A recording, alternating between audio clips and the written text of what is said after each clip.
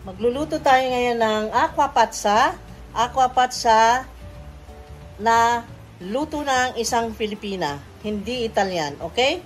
Papakita ko sa inyo yung version natin ng pagluluto. Pero ito ay original procedure talaga ng pagluluto ng aqua pazza, okay? Ang aqua pazza ay isang seafood soup or fish soup na napakasarap dahil napakaraming sahog at malasang malasa. Okay, let's start it. So, ay makikita nyo ang mga binili natin sa palengke kanina na mga ingredients. Meron akong binili na isdang tawag sa Italian nito is merluzzo. Hindi ko po alam ang tawag sa Filipino, pero ito yung merluzzo sa Italian. Tapos ito naman ay yung hipon, of course. Meron tayong hipon. Fresh na fresh. Ayan. Ito ngayon ang gawin natin. Not necessarily na lahat yan. Inilabas ko lang dahil lilinisin muna natin lahat to. Kukuha lang ako ng bahagi nito ng konti lang naman. Tama lang nakainin namin for lunch. Pero ipapakita ko sa inyo kung ano-ano ang sangkap. Okay? These are the ingredients. At nakabili akong napaka-pipres ko. Ayan. And then, meron din tayo dito na fresh na crab. Ito'y buhay pa kanina. Kaya lang, syempre, nabalot na sa plastic ay nasira na yung kanyang buhay. Kawawa naman. Oh, ayan. You see that? Ang ganda at ang tataba. Ayan ang ating ingredients for our super pazza or aqua pazza. Ang talagang pangalan nito sa mga restaurant pag naghanap kayo ng ganitong luto ay super pazza. Yung iba naman, aqua pazza. Okay? So, let's start.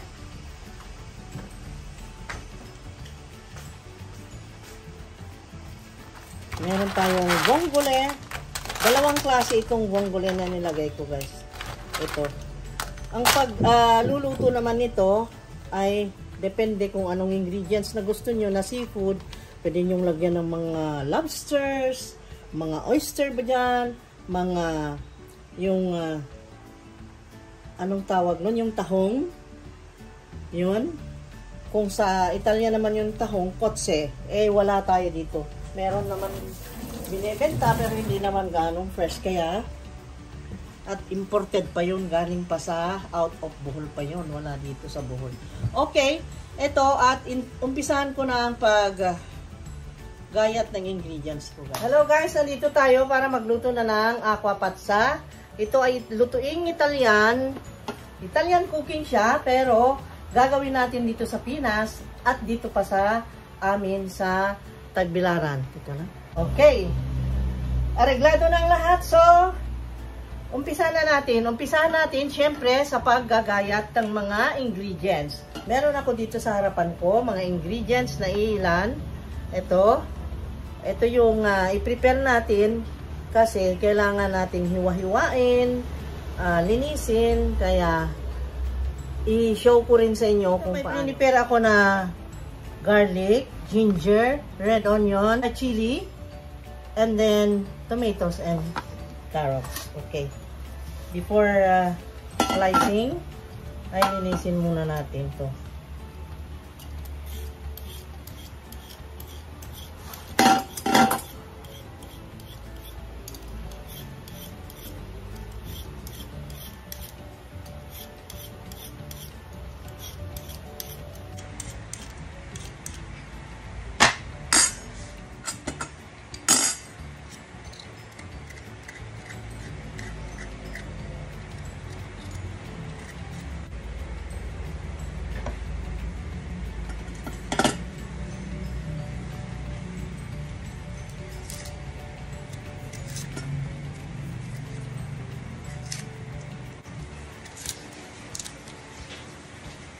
Tapos, meron din ako ditong parsley and green onions. Kailangan din natin yan.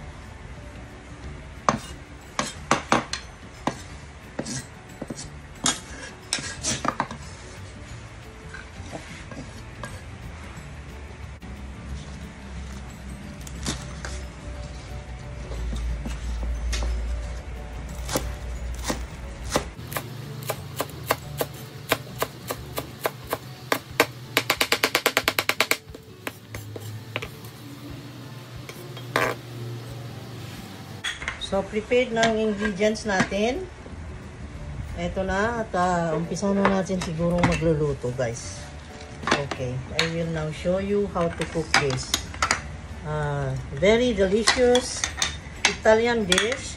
This is a traditional dish. This is a cooking or recipe from Sardinia. Not exactly the same ang ingredients, pero parang ang procedure ay pareho lang. Kaya gayahin natin. Ipapakita ko sa inyo kung paano pagluluto nitong aqua pazza na kargado sa seafood. Okay, seafood fiesta soup. Okay, let's go.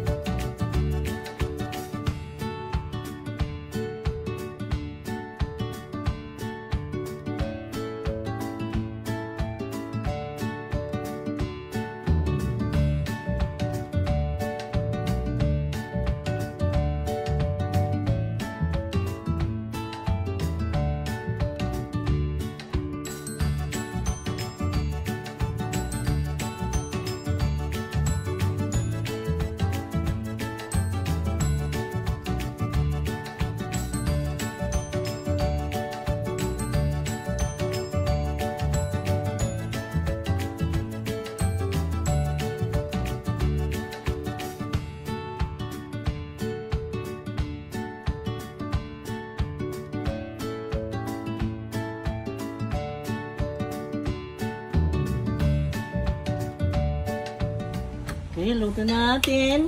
Sindihan, syempre, para maluto.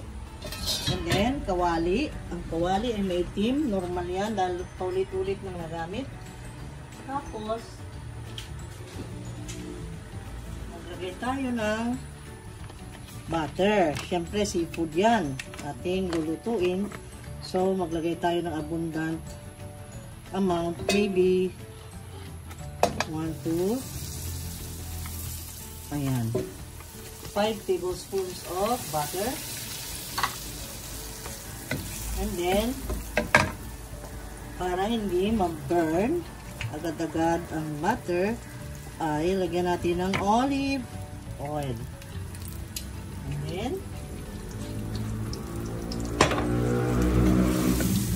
natin melt ang butter. Paggamit nyo ng butter, nasa sa inyo kung salted or unsalted. And any brand. Okay. Then, the garlic. Buo-buo lang para hindi masyadong maglasa yung garlic. No need na sunugin. Dahil ito ay soup naman. Yan ay maluluto sa sabaw. So, onion.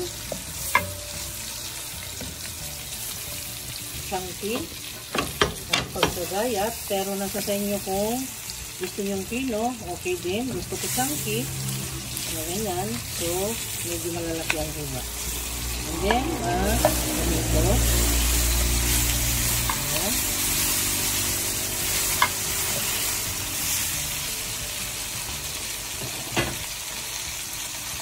Then, of course, the carrot.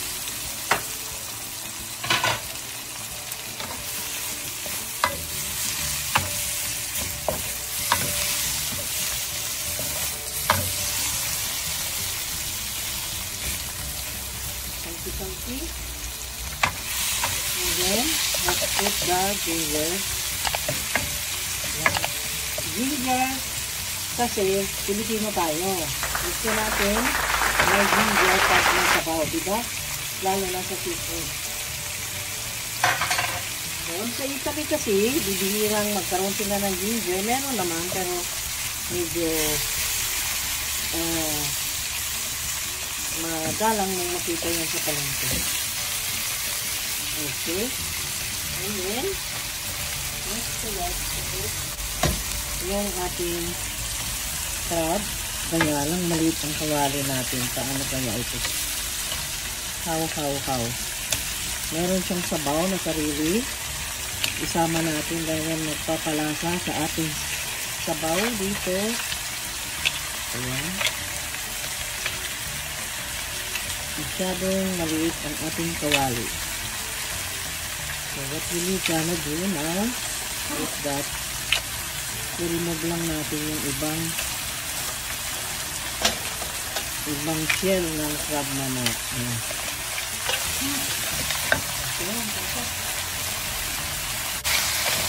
Karambolas.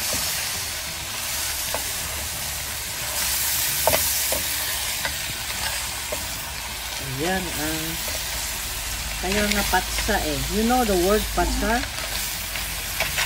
Word patsa means crazy. It is a crazy good soup. Aqua patsa. Okay. And then next to that is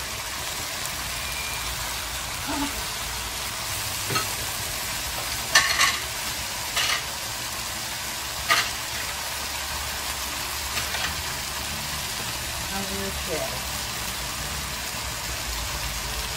Ayan, our curly shell.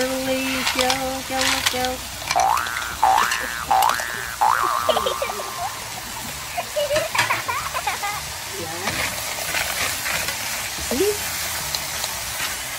I am doing and making an aqua pasta, guys. Here. Ayan. See? Halo-halo na siya dyan. Lagyan na natin yung ating seasoning powder. Wow. And then we have here the fish. Yung lutsa sa Italian. Ewan ko dito kung anong pangalan niya. Hindi ko alam. Okay. Okay. Ang bango na. Okay. Ngayon ay haluin ko para ma-incorporate yung ating seasoning and the spices. Ayan. Like that. Ayan. Tapos, lagay ko na lang itong ating fish pakalat na ganyan. Ayan. Okay. Meron akong marinara sauce. Dito. Pwede rin yung any kind of tomato sauce na gusto nyo. Kung pwede yung hindi sweetened. Ewan ko ka sa inyo kung mahilig kayo sa sweet. Okay din. It's up to you. Ayan. You see? Ang sarap nito guys. Ang daming tomato sauce. Kaya ang gusto natin. No? Tapos ito. Yan. Siyempre, aqua patsa. Kailangan may aqua. Soup pa. Kaya kailangan may soup. Okay. Ayan na guys. Pinagpugasan ang soup natin. Hindi complete kung hindi natin lagyan ng paminta.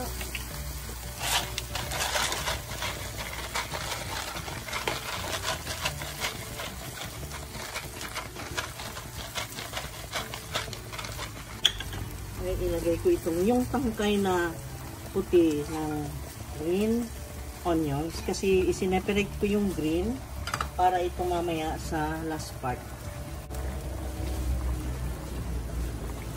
Kasi ganun ginawa ko kasi mas madaling maluto yung pinakadahon. Okay? Okay. Tapos ang gagawin natin dyan is cover. Let us cover guys. Pero before that, lagyan na natin to make it spicy. Pero nasa sa inyo kung gusto nyo spicy. Ito yung chili. Ang sarap nito guys. Yan, sisingaw-singaw ang init ng kanyang anghang. And then, I will just close and let it simmer for 3 minutes. Okay? Okay? Tapos ng 3 minutes, wow! Red na yung crabs. Tapos, look at that. Naluto na yung fish. It's already cooked. And then, all the clams are opened. Okay na. So, let us now finalize the taste. Okay. Exciting! Yan, na-excite ako. Just 2 tablespoons of this. 2 tablespoons of fish sauce. And then, taste na natin. Kung itay okay ba? Pasado ba ang lasa? Okay. Taste na natin.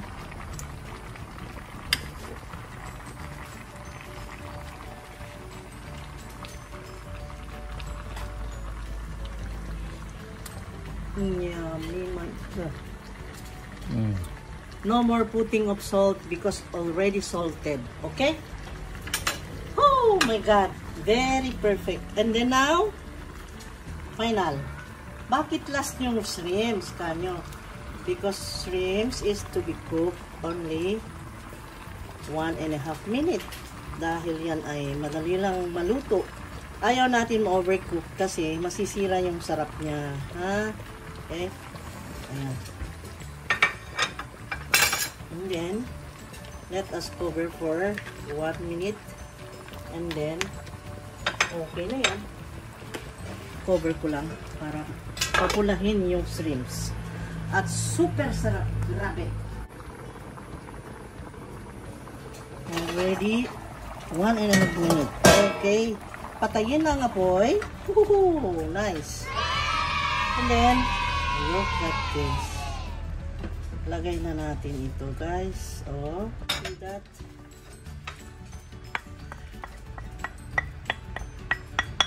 Okay. This is so good. Okay. We will now taste the aquapazza alla Richichits.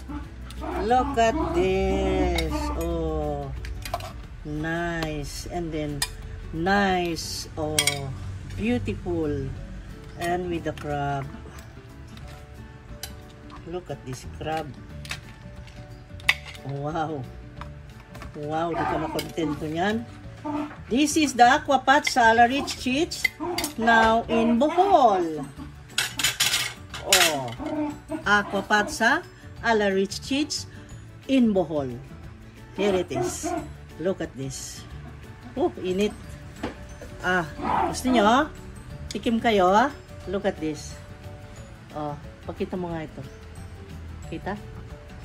Kita nila? Oh my God, guys. Ang sarap. Nakakaiyak ang sarap. Talaga nakakaiyak. I want to cry. No, just kidding, guys. And then, wala akong fork. Ito kasi yung sabaw niya. This is the aquapazza. Super. Maraming sarap. And this one, we cook it 1.5 minute only. Perfect.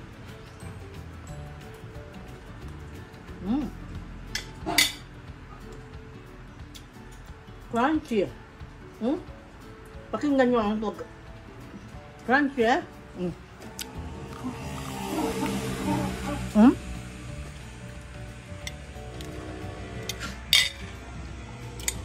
Ang sarap. Grabe. Ayan, oh.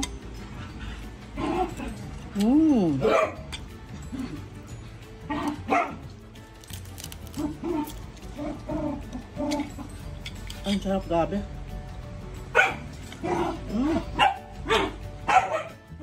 Okay, guys. Sana naman naibigan nyo. At na gagayahin nyo ito. Ang sarap talaga pagka may mga special occasions. Magandang handa ito. And very healthy. Okay, colorful. With festival color. Ang ingay ng aso. Okay, let's eat. Bye-bye. See you on the next video, guys. Please like, comment, share, and subscribe. At share nyo naman itong ating video. Okay? Pakisubaybayan lagi. Thank you so much. Thank you so much.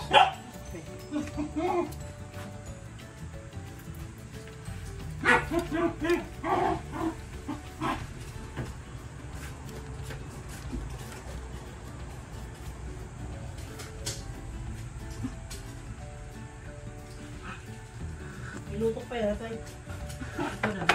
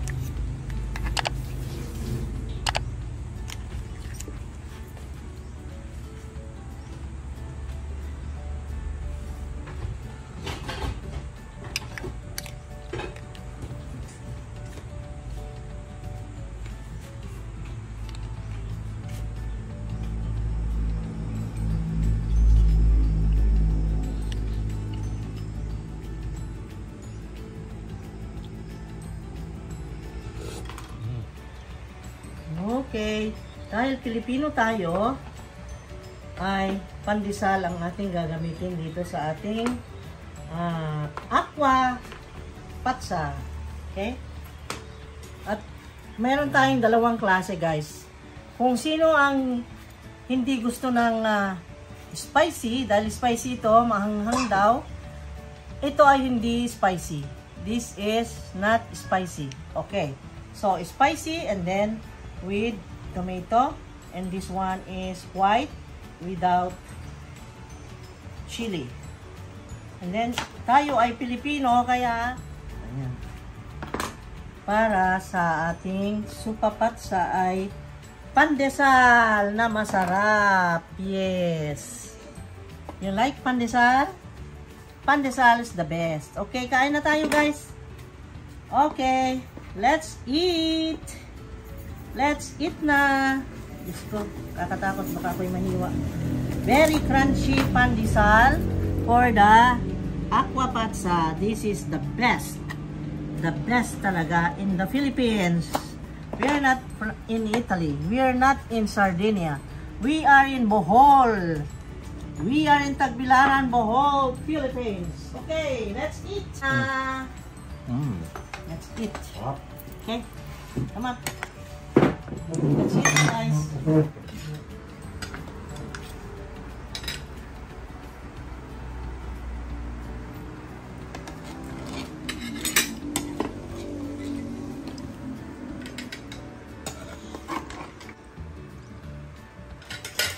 Ano, malapit ng maubos. Sarap kasi.